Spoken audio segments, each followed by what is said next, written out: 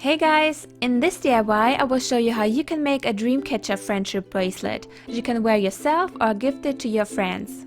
It's fun and easy to make and you will only need just a few things. For this project you are going to need a keyring, embroidery floss or thread in the color of your choice. I used wax thread and embroidery floss. And you will also need a needle. First take your keyring and attach one end of the thread between one of the ends of the ring. This will make sure that the floss won't move around that easily. If you have that, make a knot to secure it. Cut off the excess thread and start wrapping the string around the keyring. We just want to hide the silver ring this way. Keep wrapping around the thread until you covered up the whole keyring. Then cut off the thread and make a knot. Then just cut off the excess thread and now we can go ahead and make the Dreamcatcher. First I threaded the floss through the pinhole and then threaded it through the keyring. I stopped at about 30 cm to make sure I had enough floss and then I went ahead and made a knot. It's better you have more thread than less. If you have that, place the thread so it goes under the ring and on top of it. And then thread the floss through the hole that creates between the floss and the ring. And then place the knot at about 5 or so millimeters so we can create a puller web and it doesn't end up looking too loose. Pull the thread tightly and repeat the step. Place the floss on top of the ring and wrap around it. Thread through the hole and pull it tightly. Then just repeat the step until you reach the starting point. After that you just basically need to repeat the steps, but instead of placing the thread over the ring, you now need to place it on top of the thread. Make sure that the knot is in the middle of the web. In the end, my Dreamcatcher ended up looking a bit too loose, so make sure you pull everything very tightly. Repeat the step until you reach the center of the web. When you reach the center, you can go ahead and place a bead on top if you want, but this is optional. Just thread the floss through the bead, place it on top of the center, and thread through one of the web sections nearby.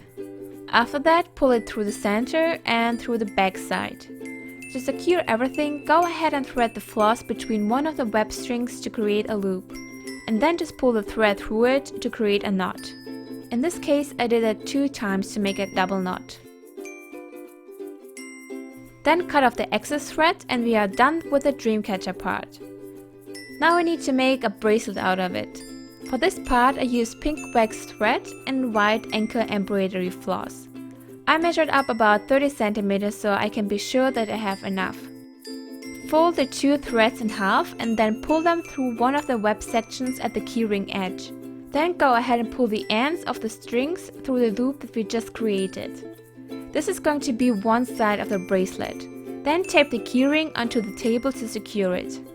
After that, take the outer left string and place it on top of the outer right thread. It should look like an L and an I.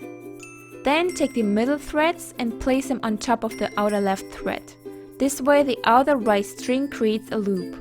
Then take the outer left string and pull it through this loop and pull it tightly, moving the knot towards the ring.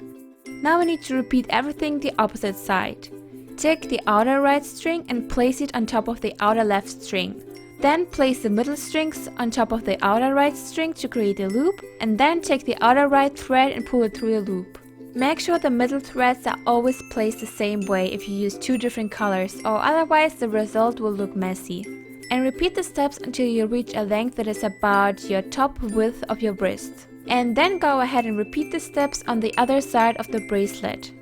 To secure the ends on each side, take the outer threads and either knot them together or thread the floss through the needle and then through the braided strings.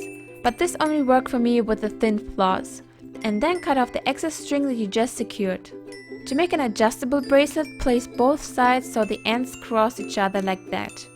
And then secure the upper parts with some tape. Now take more thread and place it underneath all strings. And now we basically need to repeat the braiding process as we did in the beginning. Place the left string on top of the right thread and pull it through the strings that are attached so they lay on top of this thread. Then take the end of the string and pull it through the loop and pull everything tightly. Now repeat the same step in the opposite direction. Place the right string on top of the left one, then pull it through the strings in the middle and then through the loop. Repeat the step until you have a bracelet closure that is about 1 cm or so and secure the ends of the thread. Now we just need to make some knots on the leftover string so they don't slide around when you open the bracelet. Cut off the excess and you are done. This bracelet is pretty easy to make. It just requires a little bit of time since you need to prepare 3 different parts for it. But it's really fun to make. I hope you enjoyed this DIY and found it helpful. Make sure to like this video if you did and to support this channel. And if you are going to recreate this DIY, make sure to share pictures with me on Twitter, Facebook or tag me on Instagram. And don't forget to subscribe to see more fun and easy DIYs in the future. Have fun everyone and see you soon!